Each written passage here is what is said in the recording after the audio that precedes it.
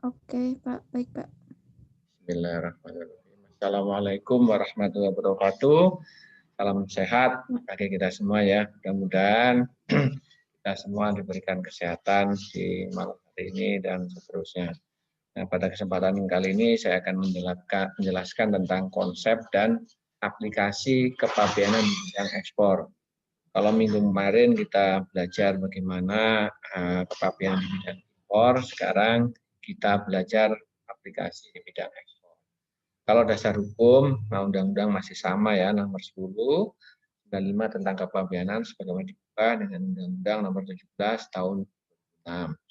Kemudian untuk barang-barang tertentu yang dikenakan bea keluar nanti ada PP 55 dan seterusnya, nanti bisa kalian baca sendiri terkait dengan dasar hukum ini.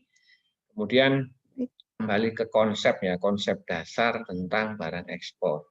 Ya, kalau kita lihat di pasal 2 Undang-Undang Kepabeanan bahwa barang yang telah diangkut ya, telah dimuat ke sarana pengangkut yang akan berangkat keluar dari Balai Pabean itu dianggap telah diekspor dan diberlakukan sebagai barang ekspor.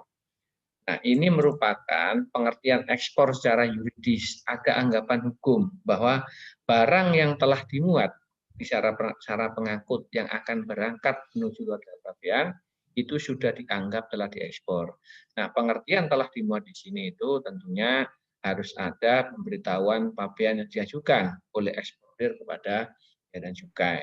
Ini pengertian ekspor secara yuridis ya. Kalau secara de facto itu ekspor terjadi saat barang melintas daerah pabean tengah laut sana. Kalau laut ya, kalau di udara berarti ada batas garis di udara itu melewati keluar daerah pabean itu secara de facto itu merupakan ekspor ya. Namun karena tidak mungkin melakukan pengawasan ekspor di sepanjang laut atau di udara, tentunya ada pendekatan yuridis ya. Secara yuridis diatur di pasal 22 ini, anggapan hukum. Jadi pada saat barang dimuat di sarana pengangkut menuju luar daerah pabean, itu sudah dianggap telah diekspor. Nah, sehingga ini bisa digunakan untuk pengusaha misalnya sebagai dasar untuk mengajukan restitusinya, misalnya nggak perlu nunggu barang melintas daerah pabean. Jadi pada naik sarana pengangkut sudah dapat BL, ada output manifestnya, itu sudah bisa digunakan untuk kepentingan yang lain. Misalnya untuk restitusi pajak.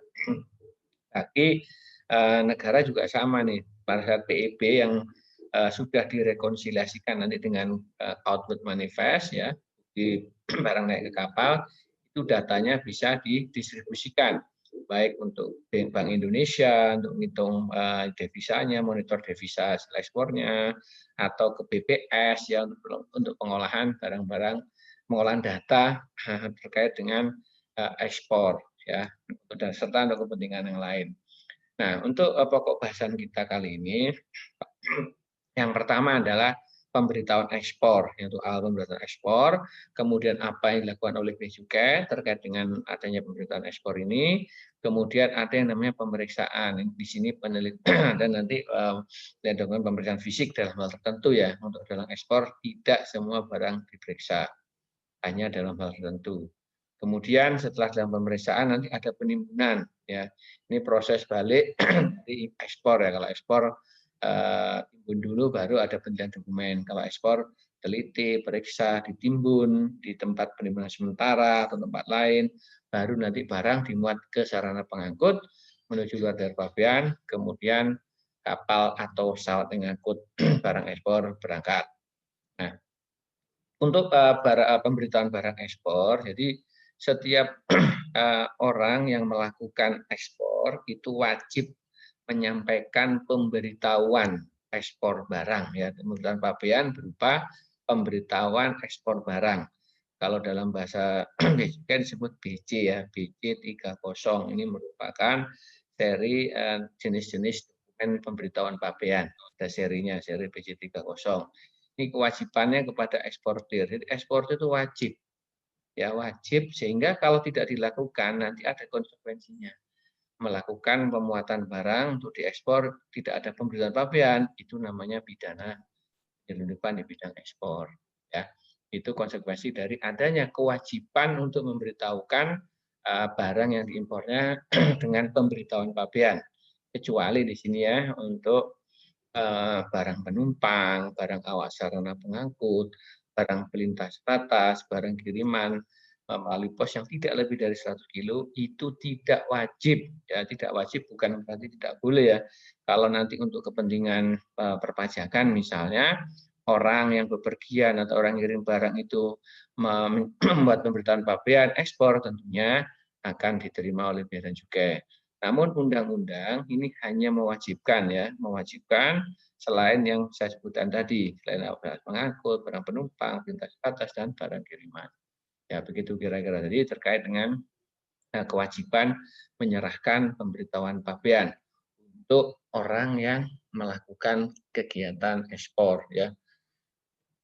Kemudian pemberitahuan pabean ini kalau yang dilakukan melalui perusahaan jasa titipan itu ada dua opsi ya. Yang pertama menggunakan satu PE pemberitahuan ekspor barang untuk beberapa pengirim karena bisnisnya perusahaan jasa titipan merupakan bisnis pengiriman, mengkonsolidasikan barang kemudian dikirim ke luar daerah pabean, maka PJT dapat membuat satu PEB untuk beberapa pengirim ya, ada list, ada daftar lampiran yang isinya pengirim ya, di depannya itu data dari perusahaan jasa titipan. Nah, dalam hal untuk barang ekspor lewat PJT ini bisa juga nanti satu PEP untuk satu pengirim ya. Ini tergantung dari eksportirnya. Ini ada eksportir yang menghendaki nanti membuat PEP sendiri. Nah, kalau hal ini terjadi, maka posisi perusahaan jasa titipan itu sebagai pengusaha pengurusan jasa kepabeanannya. Eksportirnya adalah siapa yang memberitahukan pemberitaan ekspor barang itu. Jadi kalau untuk ekspor PJT ada dua opsi ya, bisa nanti tak tambah PEB yang membuat PEB PJT atau eksportirnya membuat PEB. Namun nanti perusahaan PJT bertindak sebagai BPJK, pengusaha pengurusan jasa kepabeanan. Tentunya pada saat ada kewajiban penyerahan pemberitahuan ekspor barang, ini ada batasan. Batasan paling cepat kapan, paling lambat kapan harus diserahkan pemberitahuan pabean itu, karena masing-masing ada konsekuensinya. Misalnya untuk pemberitahuan ekspor barang itu diajukan paling cepat ya, 7 hari dari perkiraan tanggal ekspor. Ya, nanti eksportir akan tahu tanggal perkiraan ekspor itu setelah mendapat informasi dari pelayaran kapal yang rencana memuat barang ini kapan berangkatnya. Itulah yang digunakan sebagai dasar untuk mengisi tanggal perkiraan ekspor pada BEB. Nah, diberi batasan 7 hari minimal ya, maksimal ya paling cepat ya paling cepat. Artinya H-8 itu kalau mengajukan pemberitaan ekspor barang nanti akan dicek oleh sistem. Kemudian di sini 7 hari ini dianggap paling merupakan waktu yang paling mungkin ya itu dilakukan ekspor karena potensi pembatalan ekspor di waktu 7 hari ini sangat kecil ya. Kalau lebih dari 7 hari potensi pembatalannya nanti lebih besar. Dianggap 7 hari ini waktu yang ideal ya karena jarang ada pembatalan ekspor di 7 hari ini. Makanya dibatasi paling cepat 7 hari. Walaupun dalam kenyataan memang ada pembatalan, tetapi jumlahnya tidak sebanyak kalau tidak ada batasan paling cepat untuk ekspornya. Tanggal perkiraan selesai pemuatan, tanggal perkiraan ini selesai pemuatan nanti kalau misalnya di dalam terminologi hukumnya. Kemudian paling lambat juga dibatasi. Paling lambat eksportir itu dapat menyerahkan pemberitahuan ekspor barang yaitu sebelum masuk kawasan pabean. Ya, batasannya sebelum masuk kawasan pabean. Artinya selama barang belum masuk kawasan pabean, masih ada waktu bagi eksportir untuk menyampaikan pemberitahuan pabean ekspor atau PEB ya tadi. Karena apa? Karena untuk masuk kawasan pabean nanti barang harus dilindungi dengan dokumen pemasukannya. Apa? Misalnya nota pelayanan ekspor kalau sudah selesai semua pemberitahuan pabean sudah clear dapat persetujuan masuk. Kalau nanti dilakukan pemesanan barang di kawasan pabean misalnya nanti ada dokumen penyerta PEB-nya dan pemberitahuan pemeriksaan barang. Jadi secara prinsip sebelum masuk kawasan pabean, pemberitahuan pabean sudah harus disampaikan. Ini ketentuan umum. Nah, tentunya ketentuan umum ini ada pengecualiannya. Karena dengan pertimbangan nanti misalnya barang curah itu belum bisa diketahui dengan pasti jumlahnya, ya jumlah barang yang diekspor karena sifatnya curah, pasti kalau nggak kurang ya kelebihan. Demikian juga dengan kendaraan CBU. Naik ke kapalnya itu juga bisa diprediksi dengan pasti berapa jumlah CBU-nya yang naik ke kapal. Sehingga untuk barang curah dan kendaraan bermotor ini roda 4 ya dalam kondisi completely built up itu diberikan kelonggaran menyampaikan pemberitahuan ekspor barang sebelum keberangkatan sarana pengangkut. Artinya apa?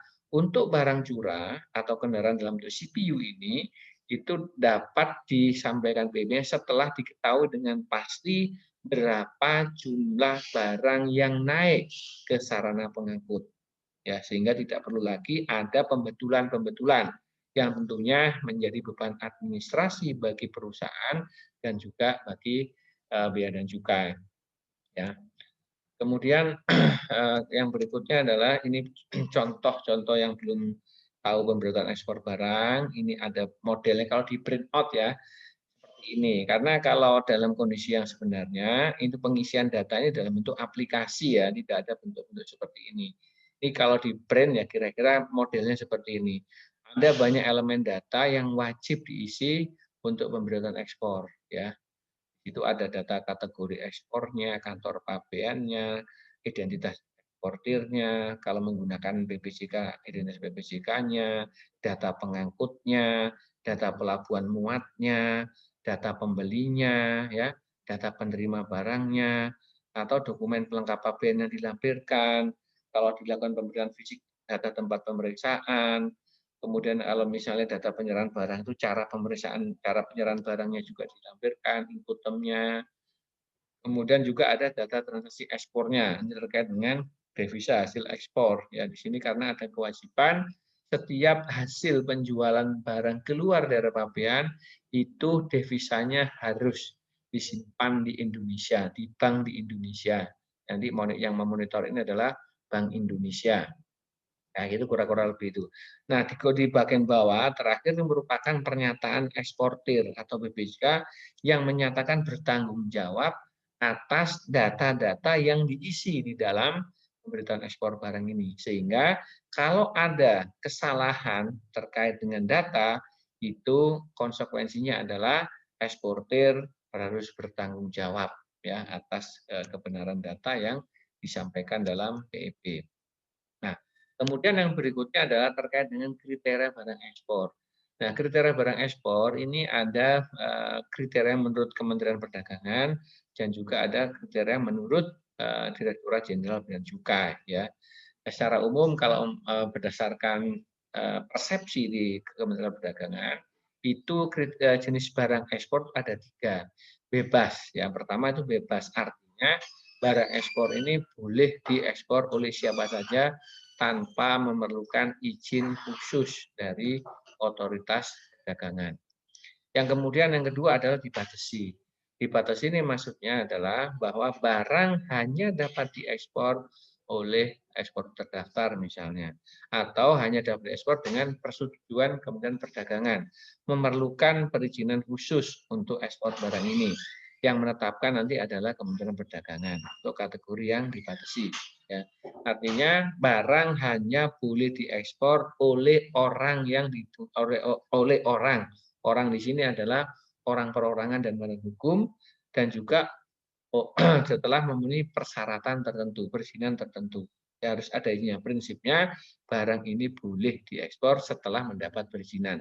Baik izin sebagai eksportirnya maupun izin terhadap barangnya. Ini dua izin ya. Kemudian yang ketiga adalah dilarang. Nah, kalau dilarang di sini tidak boleh diekspor sama sekali karena memang ini bentuk pembatasan, pelarangan. Maksudnya ini untuk menjaga agar barang yang dilarang ini tidak musnah, misalnya karena arwana, rotan asalan dan seterusnya. Penjelasan saya ini apa kecepatan apa pas ya, Bapak Ibu? Pas kok, Pak. Oke, yang lanjutnya. Sekarang dari persepsi bea cukai ya terkait kategori barang. Dari persepsi bea cukai itu ada 4 kategori barang ekspor. Yang pertama umum. Umum ini sama dengan bebas di Kementerian Perdagangan tadi ya. Siapapun boleh tanpa ada syarat tertentu khususnya. Kemudian ada namanya kategori ekspor khusus. Khusus ini misalnya untuk barang pindahan. Untuk barang pindahan, barang yang diekspor oleh perwakilan diplomatik atau barang perwakilan badan asing, ya negara asing, barang untuk keperluan ibadah, cenderamata, contoh dan penelitian. Ya ini ada yang perlakuan khusus ya. Nanti bisa pemberitaan PEB-nya itu dapat digunakan manual karena lazimnya orang yang pindah itu cukup sekali. Bisnisnya bukan eksportir sehingga tidak memiliki perizinan disediakan nanti formulir pemberitaan ekspor barangnya itu manual ya. Yang kedua, yang ketiga adalah kategori fasilitas. Artinya eksportir di sini itu statusnya merupakan pengusaha yang mendapat fasilitas. Bisa fasilitas kemudahan impor tujuan ekspor OGT. Yang kedua merupakan fasilitas tempat penimbunan berikat. Tempat penimbunan berikat kita kemarin sudah belajar jenisnya ada 7 ya. Di situ salah satu adalah kawasan berikat. Itu kalau terminologi juga ya. Nah, kemudian yang keempat adalah barang ekspor yang dikenakan bea keluar. Nah, ini ada 4 kategori yang dikenakan bea keluar, itu ada cuma 5 kategori yang tidak bea keluar. Jadi di Indonesia itu untuk ekspor negara itu hanya mengambil bea keluar hanya ke 5 golongan barang ini, yaitu kulit mentah, ya, ada kayu olahan, kemudian CPO dan turunannya, ada biji kakao dan produk mineral logam. Ya, ini selain itu barang tidak dikenakan bea keluar. Beda dengan impor. Kalau impor setiap barang yang melintas daerah pabean terutang bea masuk, bea keluar tidak. Hanya 5 ini yang terutang bea keluar. Ya, selain 5 ini bebas tidak dikenakan bea keluar. Kemudian kalau kita lihat tadi sudah penyerahan pemberitaan barang.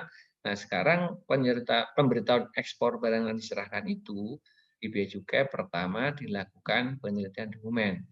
Terhadap barang ekspor itu dilakukan penelitian dokumen. Ini beda konstruksi kalimatnya dengan impor ya.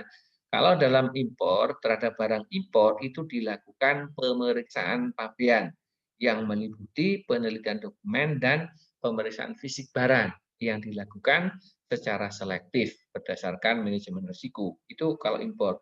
Kalau ekspor, konstruksi kalimatnya adalah terhadap barang ekspor dilakukan penelitian dokumen. Nah, ini defaultnya penelitian dokumen, tidak ada pemeriksaan fisik. Ya, kecuali dalam hal tertentu dapat dilakukan pemeriksaan fisik barang.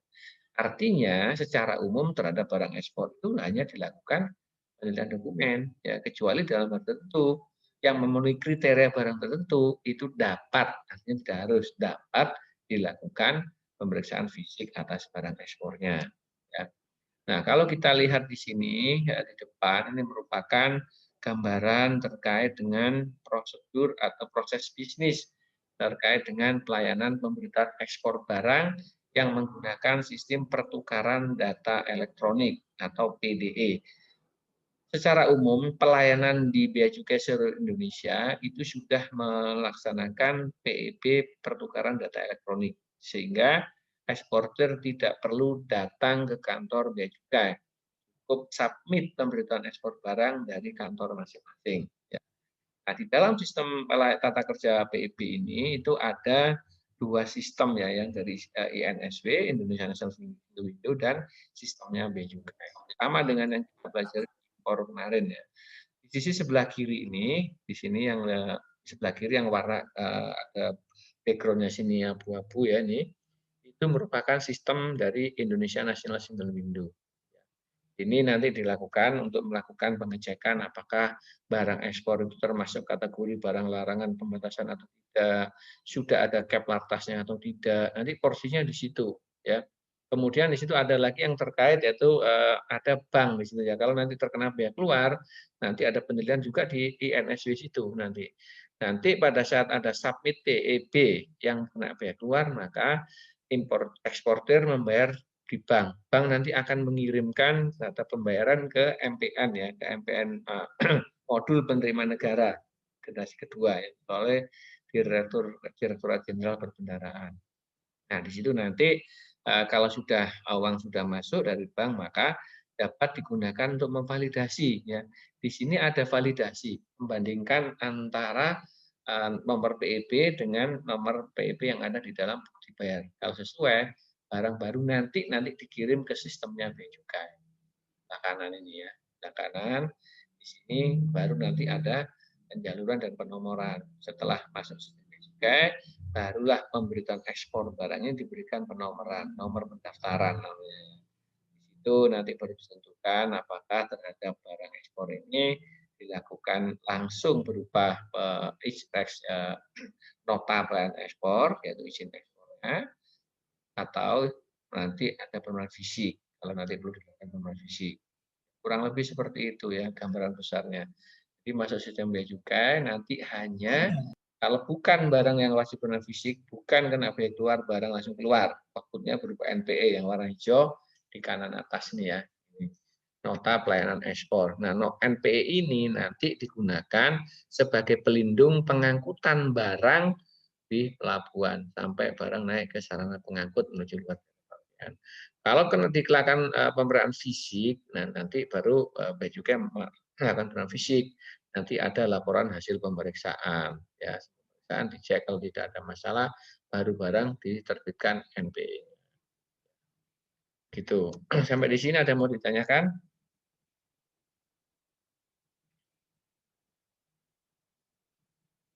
Jadi sama muaranya nanti ke NPE ya, baik itu tanpa pemeriksaan fisik maupun tanpa pemeriksaan fisik. Nanti kalau tidak ada tambah bayar langsung NPE. Nah, kalau nanti misalnya barang yang dikenakan bea keluar, tentunya nanti ada pengecekan bea keluar di sini apakah benar atau tidak. Ya, kalau benar nanti berarti barang bisa langsung NPE. Kalau tidak benar nanti pejabat bea cukai akan menerbitkan yang namanya SPPBK. Ya, kemudian SPPBK ini pemberitahuan kekurangan pembayaran bea keluar dibayarkan, baru nanti barang bisa diberikan barang ekspor diberikan NPE ya. NPE ini digunakan sebagai dokumen pelindung begitu kira-kira ya. Ini contohnya nota pelayanan ekspor NPE. Di sini merupakan dokumen pengangkutan nanti barang ekspor masuk ke kawasan pabean. Nah, kemudian ada yang namanya pemeriksaan fisik ya dalam tertentu. Tadi di depan sudah saya sampaikan terkait dengan dalam hal tertentu dilakukan pemeriksaan fisik barang. Ya. Nah, hal tertentunya ini adalah ada 7. Ada 7 kategori dalam hal tertentu. Yang pertama adalah barang akan direimpor, ekspor sementara nih ya. Misalnya barang dari daerah pabean dikirim keluar dari pabean untuk tujuan perbaikan misalnya, atau tujuan pengujian misalnya ya. Di situ bisa dilakukan pemeriksaan fisik barang.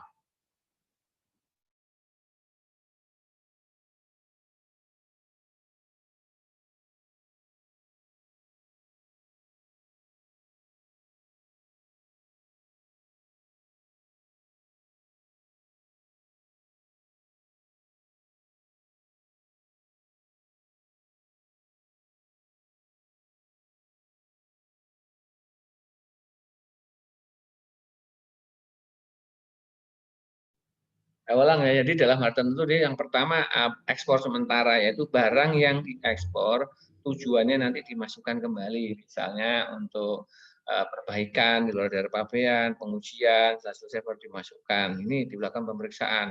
Kenapa dilakukan pemeriksaan? Karena Bea Cukai perlu memastikan bahwa barang yang diekspor ini nanti sama dengan barang yang direimpor. Karena barang yang direimpor nanti akan mendapat fasilitas pembebasan bea masuk. Sehingga Bea Cukai harus memiliki data saat berangkat dan saat masuknya lagi. Kalau sama, diberikan fasilitas pembebasan. Kemudian barang merupakan teks impor sementara. Artinya barang ini merupakan barang impor sementara yang masa impor sementara sudah habis sehingga harus dikembalikan ke negara asalnya. Ini harus dilakukan pemeriksaan fisik. Nah, gunanya adalah untuk memastikan bahwa barang yang diekspor ini sama dengan barang yang diimpor sementara pada saat pemasukan awalnya, sehingga nanti jaminannya dapat dikembalikan. Karena untuk impor sementara itu dipertaruhkan yang namanya jaminan. Ya. Kemudian ada yang namanya kemudahan impor tujuan ekspor. Nah, untuk barang yang mendapat fasilitas KIT, ini nanti dilakukan pemeriksaan fisik barang, namun dilakukan secara selektif berdasarkan manajemen risiko. Demikian juga untuk barang kena biaya keluar, itu dilakukan secara selektif berdasarkan manajemen risiko. Kalau risiko perusahaannya risiko rendah itu tidak dilakukan pemeriksaan. Nah, dilakukan pemeriksaan pada saat komoditinya itu memiliki risiko yang tinggi, sedangkan perusahaan memiliki risiko yang menengah. Atau perusahaan itu risikonya tinggi, itu dilakukan pemeriksaan fisik barang. Jadi tidak semua barang yang mendapat fasilitas KIT atau semua barang yang kena biaya keluar itu dilakukan pemeriksaan fisik. Hanya yang memenuhi kriteria manajemen risiko yang kategori risikonya tinggi yang diperiksa fisik. Kemudian yang kelima, merupakan barang yang berdasarkan rekomendasi kementerian atau lembaga atau rekomendasi dari unit internal Direktorat Jenderal Bea dan Cukai. Ya. Kalau ada rekomendasi atas suatu partai barang ekspor, maka dilakukan pemeriksaan fisik. Yang keenam, adanya informasi dari Direktorat Jenderal Pajak ada pelanggaran undang-undang pajak, ya, sehingga diberlakukan pemeriksaan fisik barang. Yang terakhir adalah karena ada nota hasil informasi intelijen. Ya. NHI ini merupakan proses internal yang dilakukan oleh pengawasan ya dari pengolahan informasi dari berbagai sumber sehingga diperoleh dugaan ada pelanggaran atas barang ekspor yang sedang disampaikan pemberitahuan ekspor barangnya. Nah, lokasi pemeriksaan fisik itu bisa dilakukan di kawasan pabean, bisa juga dilakukan di gudang impor, di gudang eksportir atau tempat lain dengan izin kepala kantor. Jadi secara prinsip pemeriksaan fisik barang itu tidak harus di kawasan pabean, ya. Bisa di kawasan pabean, bisa di gudang eksportir, bisa juga di tempat lain dengan izin kepala kantor, ya. Jadi menyesuaikan dengan kondisi yang dialami oleh eksportir. Kemudian ini terkait dengan fisik yang ini tidak perlu nanti. Kemudian ada pemeriksaan fisik atas kondisi khusus. Kondisi khusus ini misalnya barang ekspor dimuat ke sarana pengangkut melalui pipa misalnya ya. Ini masuk dalam kriteria kondisi khusus. Ini pemeriksaannya tentunya berbeda dengan pemeriksaan yang dilakukan dengan kategori umum ya.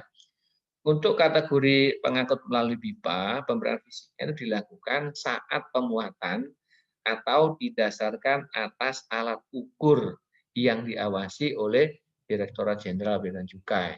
Ya. Jadi di sini misalnya pemuatan secara pengangkut melalui pipa misalnya CPO. Nah, di situ nanti pemeriksaan fisiknya tinggal mengikuti kalau terkait jumlah ya ini bukan terkait jenisnya ya, terkait jumlahnya itu kita melihat meteran yang ada di pelabuhan. Yang di situ tentunya dilakukan penyegelan oleh bea cukai alat ukurnya. Ya, tinggal dilihat saldo awal berapa, saldo akhir berapa, selisihnya itulah yang disebut muatan ya. Kemudian untuk barang ekspor yang langsung melalui saluran pipa atau saluran transmisi. Jadi ekspornya itu tidak menggunakan alat angkut, namun berupa langsung pipa atau jaringan transmisi ya. Jaringan pipa misalnya dari Batam pipa langsung ke Singapura atau sebaliknya. Kalau listrik misalnya yang real itu dari Malaysia ke Nangabadao itu melalui transmisi tidak menggunakan alat angkut. Jadi pemeriksaan fisiknya itu didasarkan pada pengukuran di tempat pengukuran terakhir di dalam daerah pabean. Jadi di dalam nanti ada di tempat terakhir di dalam pabean dipasang meteran di situ.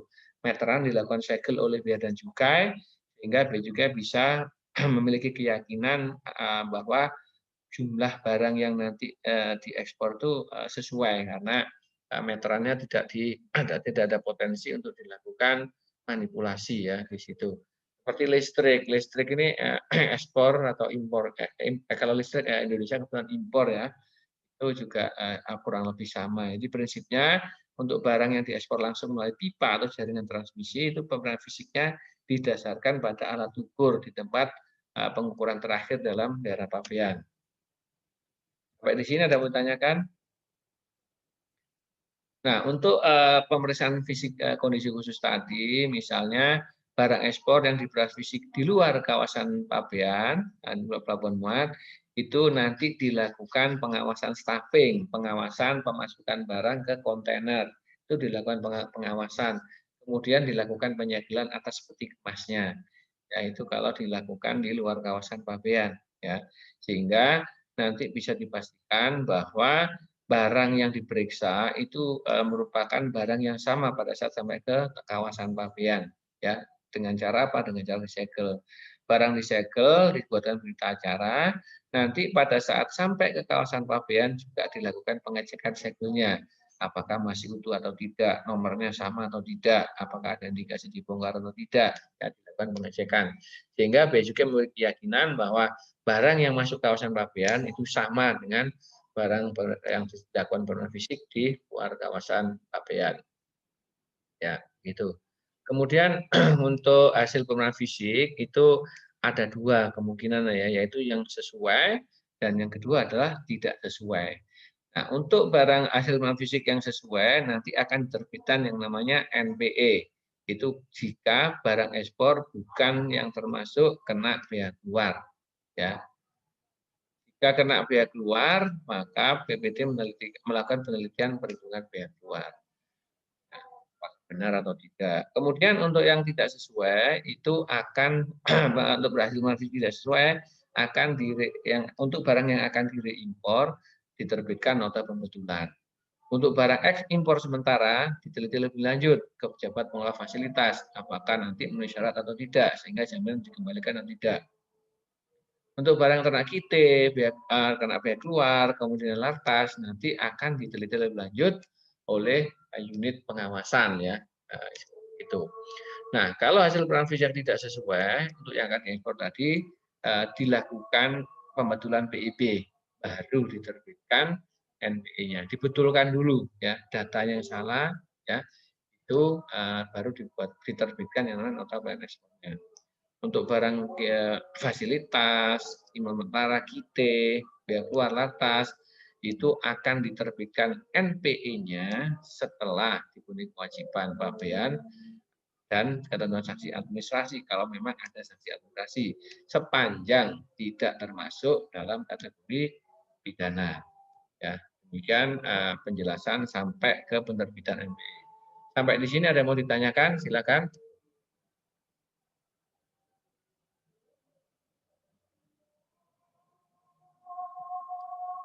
Kalau tidak ada, nih saya close dulu ya, saya ganti.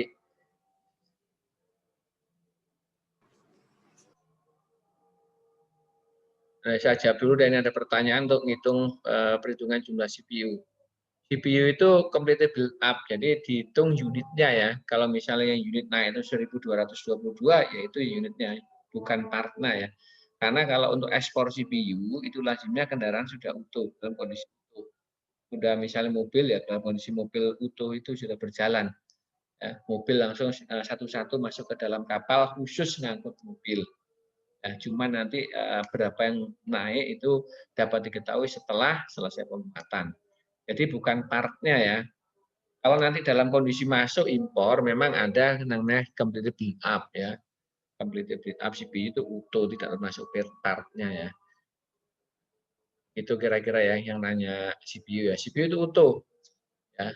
Kalau nanti misalnya masih bentuk completed knockdown itu bentuk part-part, kalau dirakit jadi mobil. Begitu kira-kira ya. Ini kebetulan habis, saya close dulu ya ini. Nanti kita sambung lagi.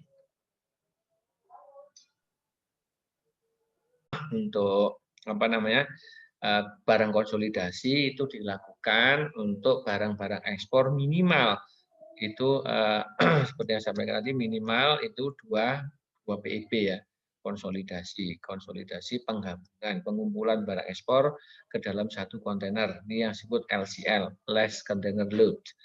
Satu kontainer itu diisi oleh beberapa eksportir, minimal 2 pemberitahuan ekspor barang, sehingga untuk eksportir kecil tidak perlu menyewa satu kontainer untuk mengirim barang ekspornya, ya, sehingga harganya bisa ditekan ongkos kirimnya. Nah, sedangkan pihak yang melakukan konsolidasi itu ada 3 macam. Yang pertama adalah konsolidator.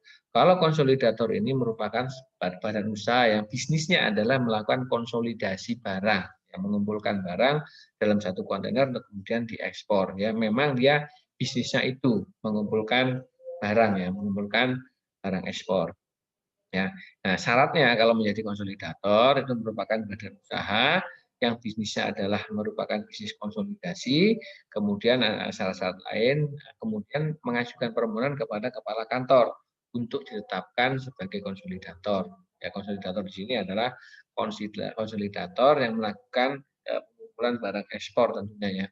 Yang kedua dilakukan oleh eksportir. Eksportir juga dapat melakukan konsolidasi diri atas barang ekspornya. Jadi di dalam satu PEB itu, di dalam satu kontainer itu bukan satu PEB, tetapi ada beberapa PEB, ada beberapa tujuan, namun dikemas dalam satu kontainer. Sedangkan pihak yang ketiga adalah kelompok eksportir. Nah, kalau kelompok eksportir ini ada beberapa eksportir itu bergabung, ya, itu membentuk suatu konsolidator, ya, sehingga perlu ditunjuk salah satu orang, salah satu pihak, salah satu eksportir ditunjuk sebagai konsolidator. Ya, di sini yang eksportir yang ditunjuk itulah yang bertanggung jawab terhadap administrasi terkait dengan konsolidasi barang ekspornya. Nah, ada ketentuan kalau untuk kelompok eksportir ini ada kewajiban tentunya memberitahukan perusahaan-perusahaan yang tergabung dalam kelompoknya ini, dalam kelompok eksportir ini, sehingga memudahkan pihak-pihak juga dalam melakukan pengawasannya. Nah, untuk ekspor menggunakan skema konsolidasi ini ada dokumen tambahan lagi nanti.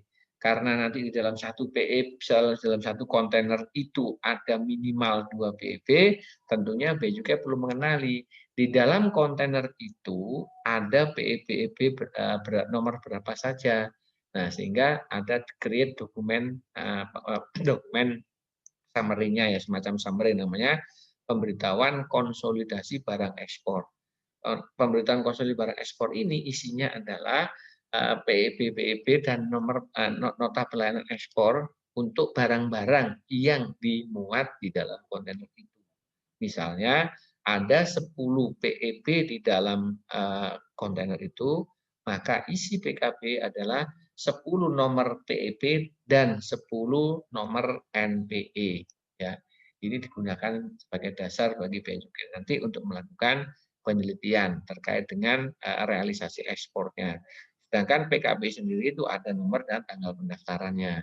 Ya, karena pemasukan barang nanti, pemasukan kontainer itu dilindungi dokumen, maka dilindungi dokumen itu dilindunginya adalah PKB ini cukup satu, ya. Di kanan PKB ini nanti isinya beberapa dokumen. Nah, untuk ekspor barang menggunakan mekanisme konsolidasi ini, nanti setiap pemasukan barang ke dalam kontainer atau staffingnya dilakukan pengawasan oleh Bea dan Cukai. Nah, ini ada konsolidasi seperti ini kira-kira, ya.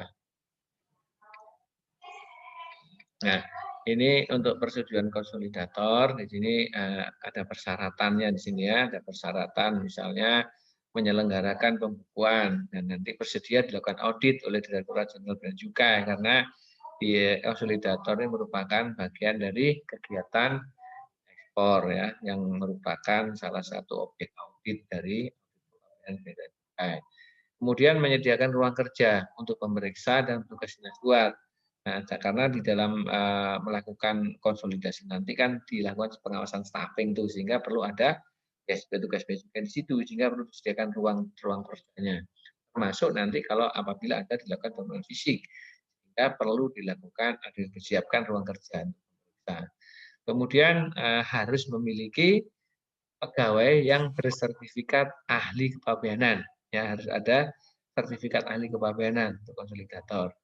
Karena di sini terkait dengan bisnis impor ekspor perlu keahlian khusus, Sehingga untuk konsolidator dipersyaratkan harus ada pegawai yang memiliki sertifikat ahli kepabeanan. Yang keempat adalah memiliki tempat untuk melakukan kegiatan staffing, ya, staffing ya. Ada tempat bertugas, ada tempat untuk melakukan kegiatan staffing.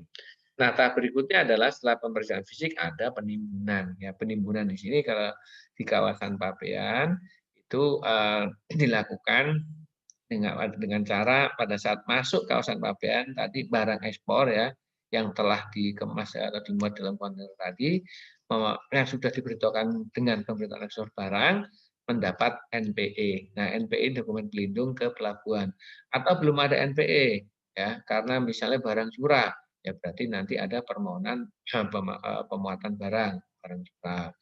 Atau misalnya dilakukan pemeriksaan fisik ya, karena belum ada NPE berarti nanti yang diserahkan ke petugas adalah PEP dan nomor pemberitahuan pemeriksaan fisiknya kira-kira. Nah itu nanti petugas di pintu masuk akan mencocokkan data di dalam dokumen itu dengan fisik kontainernya sama atau tidak nomornya. Kalau nanti cocok diberikan masuk, kalau misalnya tidak sesuai maka akan diberikan catatan dalam pemeriksaan lebih lanjut. Nah, tahap berikutnya setelah penimbunan adalah pemuatan. Pemuatan di sini itu eksportir sudah dapat melakukan pemuatan barang tentunya karena tadi sudah mendapat NPE ya itu merupakan nota pelayanan ekspor sehingga barang bisa dimuat ke sana pengangkut. Nah, kalau termasuk nanti yang belum ada NPE-nya itu dapat menggunakan untuk barang curah ya permohonan pemuatan barang ekspor curah atau nanti barang merupakan barang konsolidasi nomor PKBI-nya. PKBI-nya yang dijadikan dasar memuat ke sarana pengangkut.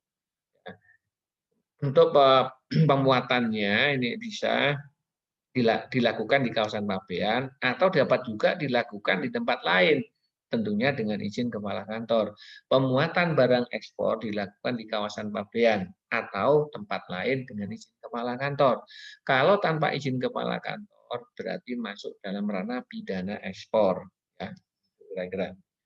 Nah, untuk pembuatan barang curah ini sama. Nah, tahap berikutnya adalah setelah dimuat kapal berangkat, nanti ada kewajiban yang dilakukan oleh pengangkut menyerahkan manifest ya, output manifest dari pengangkut. Nah, setelah manifest diserahkan, nanti Bea akan merekonsiliasi, mencocokkan antara data-data dalam pemberitaan ekspor barang dari eksportir dicocokkan dengan data pengapalan, ya, data output manifest dicocokkan.